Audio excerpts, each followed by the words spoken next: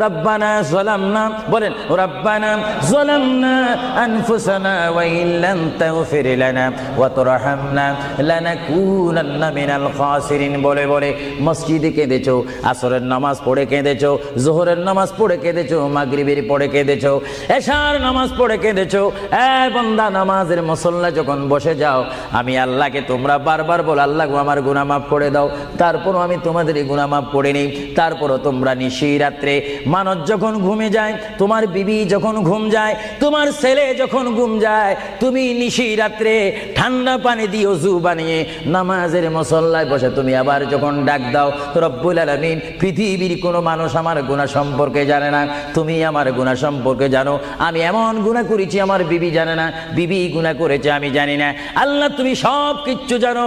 হে আমার প্রভু, তুমি আমাকে মাফ করে দাও। আমার আল্লাহ বলে, তারপরও যদি তোমাদেরকে আমি মাফ না করি, তারপরও বন্ধ